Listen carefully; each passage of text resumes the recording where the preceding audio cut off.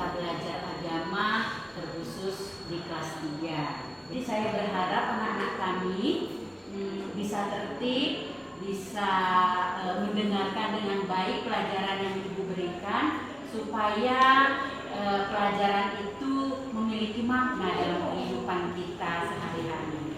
Dan pada hari ini kita belajar materi pelajaran agama Kristen dan budi pekerti kelas 9. Sebelum kita memulai pelajaran kita sebagai umat Kristen, baiklah kita berdoa dulu. Kita bersatu di dalam puji dan syukur kami ucapkan kepadamu ya Tuhan, di mana pada pagi hari yang berbahagia ini kami masih bisa menikmati sukacita, masih bisa menikmati napas kehidupan yang daripada Tuhan, untuk bisa mengikuti pembelajaran di pagi hari yang berbahagia ini. Kami berharap Tuhan Engkau hadir di tengah-tengah kami, Engkau membangun kehidupan keimanan kami, sehingga pelajaran hari ini yang berhubungan dengan kehidupan kami sebagai orang Kristen dapat tumbuh, berbuah, dan menjadi kebaikan dalam kehidupan kami. Inilah Tuhan doa dan permohonan kami sebelumnya. Hapuskan dosa dan kesalahan kami, supaya berkat-berkat-Mu boleh kami nikmati setiap hari. Dalam nama anak-Mu Yesus Kristus, Juru Selamat kami yang hidup, kami telah bersyukur kepada Tuhan. Amin. Baik anak-anak kami, kita lanjutkan pelajaran kita. Dan adapun tema yang menjadi judul pelajaran kita adalah Gereja sebagai umat Allah yang baru. Ayat pendukung yang mendukung materi ini yaitu yang tertulis dari Kisah 2 ayat 1 sampai dengan 13. Ada 3 ayat pendukung. Yang kedua 1 Petrus 2 ayat 9 sampai dengan 10. Kemudian Yeremia 31 ayat 31 sampai 34. Jadi anak-anak kami, adapun tujuan pembelajaran kita adalah mengacu kepada yang pertama, menjelaskan latar belakang berdirinya gereja mula-mula. Yang kedua, menjelaskan pengertian gereja sebagai gedung atau orangnya. Dan yang ketiga, menjelaskan makna gereja itu sendiri. Jadi kita mau mengetahui yang pertama dulu, apa yang dimaksud dengan awal atau bagaimana awal terbentuknya gereja mula-mula yang tertulis dari Kisah Rasul 2 ayat 1 sampai 13. Jadi pada waktu terbentuknya gereja mula-mula itu pertama sekali dilatar belakangi oleh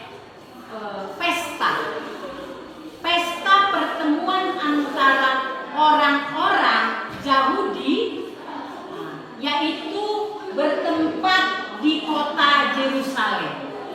Itu tepatnya terjadi pada waktu turunnya Roh Kudus.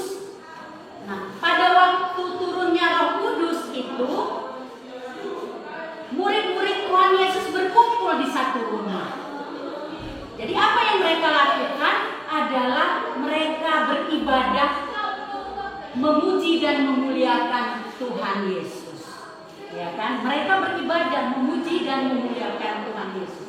Jadi tujuan peribadahannya adalah untuk mengembangkan keimanan, untuk meningkatkan kualitas iman mereka. Karena pada waktu turunnya Roh Kudus itu sesuai dengan janji Tuhan Yesus pada waktu sebelum Dia naik ke surga. Dia mengatakan kepada murid-muridnya, jangan engkau pergi kemana-mana, berkumpullah dan nantikanlah Roh Kudus. Jadi pada waktu itu ketika turunnya Roh Kudus ada 3 tanda-tanda. Yang pertama adanya tiupan angin keras, itu dia. Yang kedua, lidah seperti nyala api hinggap dan ada di atas kepala orang percaya. Dan yang ketiga, orang percaya yang berkumpul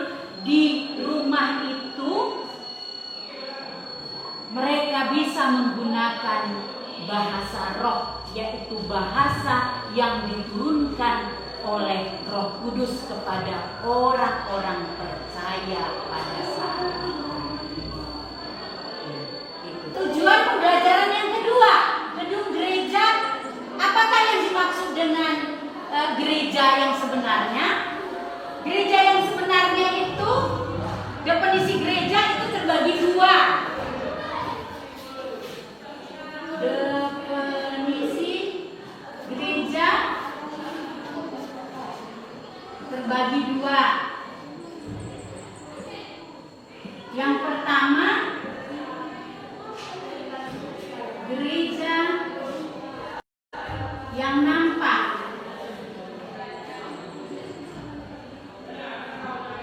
Yang kedua, gereja yang tidak nampak.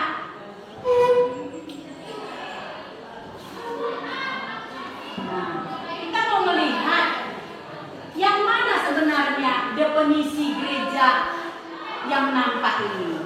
Gereja yang nampak dia menunjuk kepada gedungnya. Ini dia, gedungnya, bangunannya.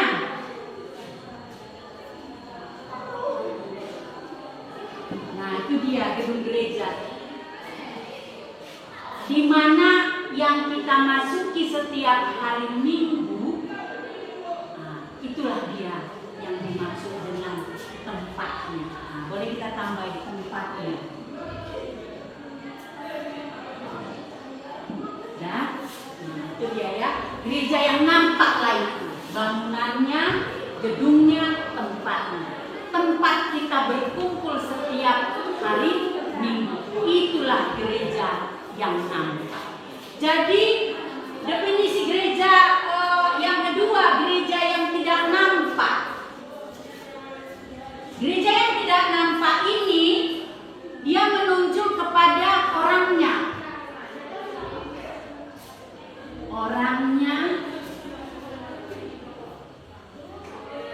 yang percaya, beriman kepada Kristus.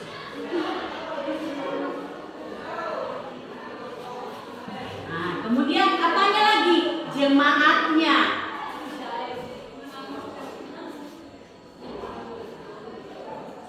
Kemudian apanya lagi? Kumpulannya.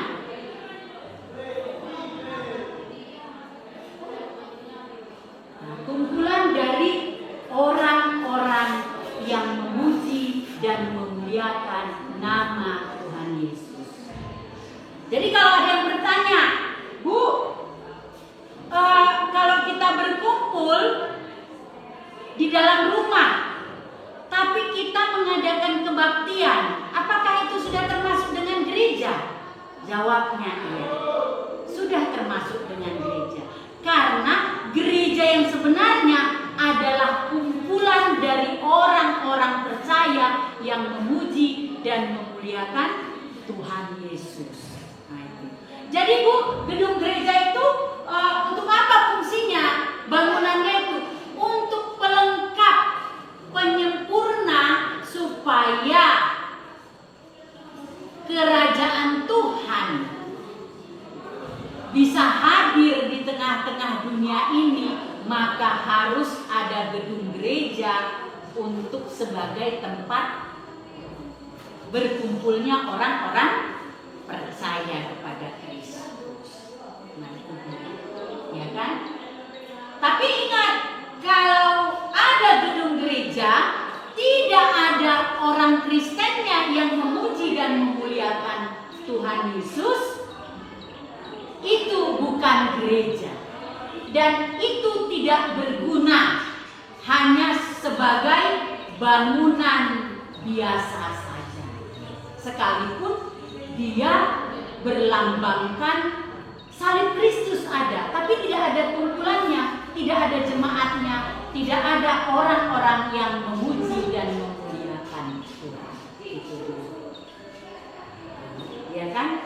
Jadi manakah sebenarnya gereja yang nyata dan betul-betul hidup Kristus di dalamnya, yaitu adanya orang-orang percaya yang memuliakan Tuhan dalam hidupnya.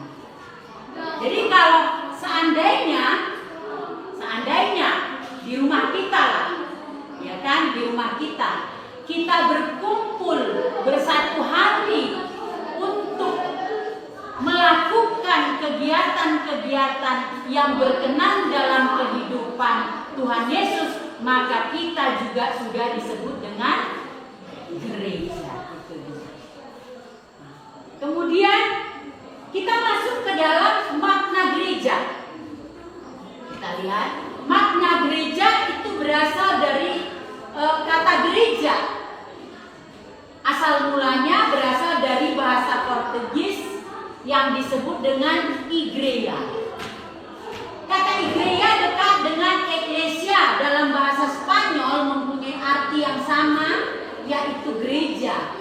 Kata eklesia dalam bahasa Yunani sendiri yaitu eklesia. Kata eklesia berasal dari dua kata, yaitu ex dan eklesia. Kata ek berarti keluar. Jadi ibaratnya keluar, misalnya seperti ini ya. Saya buat contoh, adalah sekumpulan orang-orang yang belum mengenal Tuhan.